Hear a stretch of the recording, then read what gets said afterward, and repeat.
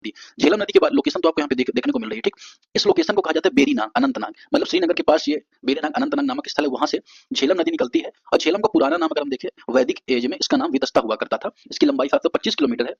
ये श्रीनगर, बुलर झील, बारामूला, पीओके होते हुए बहती है और चिनाब नदी में जाके मिल जाती है। आप यहाँ पे देखिए झेलम नदी को अगर आप यहाँ पे देख पा रहे होंगे तो आप यहाँ पे देखेंगे झेलम नदी यहाँ से चल रही है, ठीक। सिंधु नदी की तो रावी नदी की जो सहायक नदी है उसके बारे में अगर आप देखें तो हिमाचल प्रदेश के धौलाधर पर्वत से निकलती है रावी नदी, ठीक है। और ये आप देखेंगे तो रावी किसमें जाके मिलती है, यहाँ पे आप देखेंगे ये रावी है ना। रावी जाके चिनाब में मिलती है, ठीक। तो यहाँ पे रावी हिमाचल प्रदेश से निकल रही है।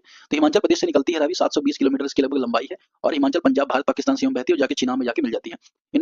पहले इसे बिपाशा नाम से बोला जाता था, किसको, ब्यास नदी को। और इसकी लंबाई 470 किलोमीटर देखी जाती है। तो ये तो हो गई ब्यास नदी के बारे में कुछ बेसिक फैक्ट। अगर हम मार्ग देखें तो कुल्लू, मंडी, सतलज नदी के बारे में देखें, इसका इमर्जेंस राक्षस ताल या राकस ताल लेक से होता है, तिब्बत से।